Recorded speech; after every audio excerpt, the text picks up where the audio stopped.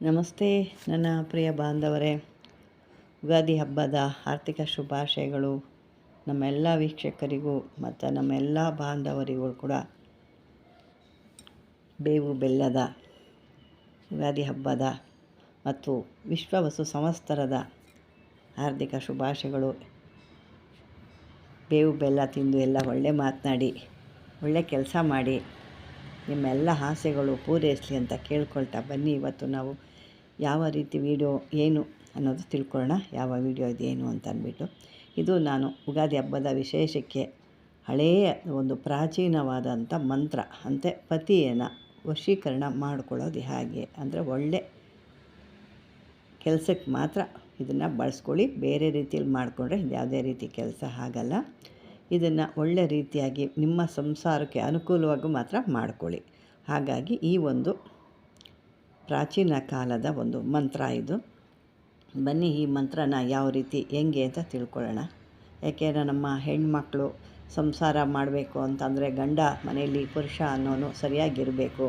ಅವನು ಸರಿ ಇಲ್ಲ ಅಂದರೆ ಯಾವುದೂ ಸರಿ ಇರೋದಿಲ್ಲ. ಒಂದು ಹಳೆ ಗಾದೆ ಕೂಡ ಇದೆ,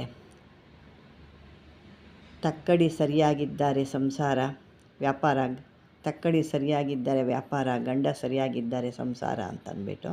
ಆ ರೀತಿ ಅದು ತಕ್ಕಡಿ ಸರಿಯಾಗಿರಬೇಕು. ವ್ಯಾಪಾರ ಮಾಡಬೇಕು ಅಂದರೆ ಸಂಸಾರ ಸರಿಯಾಗಿರಬೇಕು. ಏನಾಗಬೇಕು?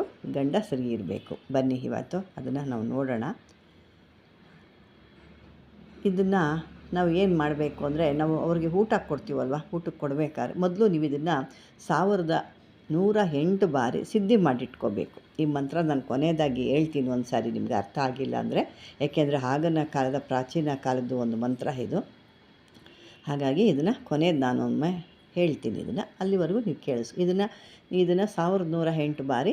ಏಕೆಂದರೆ ನಾಳೆ ನಿಮಗೆ ಅಮಾಸೆ ಇದೆ, ಬೇಗ ಇದು ನಿಮಗೆ ಯಶಸ್ವಿ ಆಗಲಿ ಅನ್ನೋ ಉದ್ದೇಶಕ್ಕೆ ಇದನ್ನು ನಾನು ಕೊಡ್ತಾಯಿದ್ದೀನಿ. ಇದನ್ನು ನೀವು ಆ ರೀತಿ 1008 ಸಾರಿ ನೀವು ಇದನ್ನು 1108 ಸಾರಿ ಜಪ ಮಾಡಿ ಸಿದ್ಧಿ ಮಾಡಿ ಇಟ್ಕೋಬೇಕು. ನಂತರ ನಿಮಗೆ ನಿಮ್ಮ ಒಂದು ಜೀವನದಲ್ಲಿ ಪ್ರಭಾವ ಬೀರುವಂಥ ವ್ಯಕ್ತಿ ಆಗಿರ್ಬೋದು, ಅಥವಾ ಮಹಿಳೆ ಆಗಿರ್ಬೋದು, ಅಥವಾ ಪುರುಷ ಆಗಿರ್ಬೋದು, ಯಾರಾದರೂ ನಿಮಗೆ ಪ್ರಭಾವ ಬೀರೋಂದರೆ ನಿಮ್ಮ ಒಂದು ಒಳ್ಳೆ ನಿಮ್ಮ ಗಂಡ ಇರ್ಬೋದು, ಹೆಂಡತಿ ಇರ್ಬೋದು, ಈ ರೀತಿ ಅವರಿಂದ ನಿಮಗೆ ಜೀವನ ಚೆನ್ನಾಗಿ ಆಗಬೇಕು ಅನ್ನೋದಿದ್ದರೆ ಅವ್ರಿಗೆ, ಮಹಿಳೆ ಆದರೆ ಮಹಿಳೆನ ನೀವು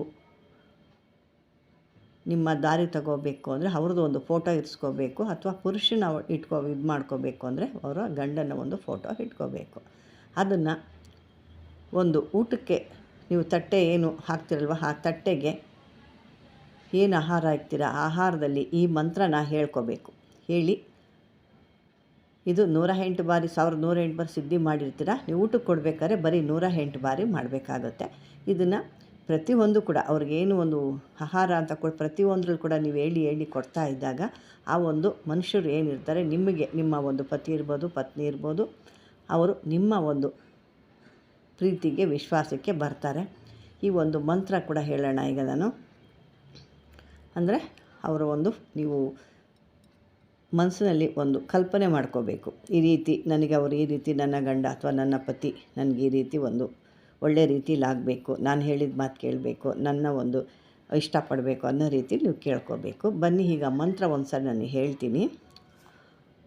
ಓಂ ನಮೋ ಕಾಟು ವಿಕತು ಘೋರ ರೂಪಿಣಿ. ಆ ಒಂದು ಯಾರು ಹೆಸರು ಅಲ್ಲಿ ಬರ್ದಿದ್ದು ನೋಡಿ, ಡ್ಯಾಶ್ ಕೊಟ್ಟಿದ್ದೀನಿ, ಅದನ್ನು ನೋಡಿ. ಇಲ್ಲಿ ವ್ಯಕ್ತಿ ಹೆಸರು ಬರಿಬೇಕಿಲ್ಲಿ, ವ್ಯಕ್ತಿಯ ಹೆಸರು ಅಂತ ಹೇಳಿದ್ದೀನಿ. ಯಾರ ವ್ಯಕ್ತಿ ಇರ್ತಾರೆ ಆ ವ್ಯಕ್ತಿನ ಹೆಸರು ಬರ್ಕೊಂಡು ರೂಪಿಣಿ.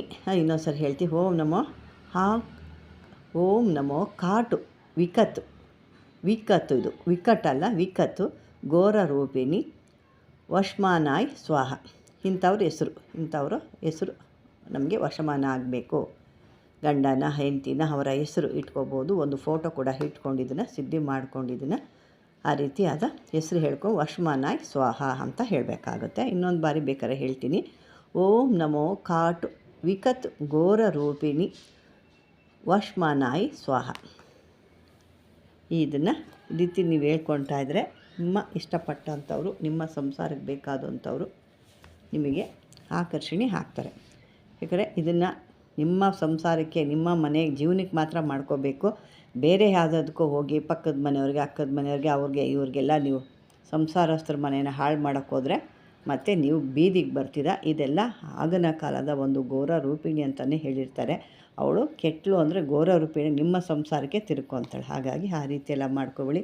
ನಿಮ್ಮ ಕಷ್ಟ ಇದೆ ಅದಕ್ಕೆ ಮಾತ್ರ ಪರಿಹಾರ ಮಾಡ್ಕೊಳ್ಳಿ ಅಂತ ಹೇಳ್ತಾ, ಈ ಒಂದು ವಿಡಿಯೋ ನಿಮಗೆ ಇಷ್ಟವಾಗಿದ್ದರೆ ಇದನ್ನ ಸದುಪಯೋಗ ಪಡಿಸ್ಕೊಳ್ಳಿ. ಇಂಥದ್ದೆಲ್ಲ ಸಾಕಷ್ಟು, ಯಾಕೆ ಚಿಕ್ಕಪುಟ್ಟ ಮಾಮೂಲಿಯಾಗಿ ಎಷ್ಟೊಂದು ಬರುತ್ತೆ. ಅದು ಈಗ ಆಗಿನ ಕಾಲದ ಒಂದು ಪ್ರಾಚೀನವಾದದ್ದು ಇದೆಲ್ಲ ಘೋರನಾಥರದು ಅಂತ ಹೇಳ್ತಾರೆ.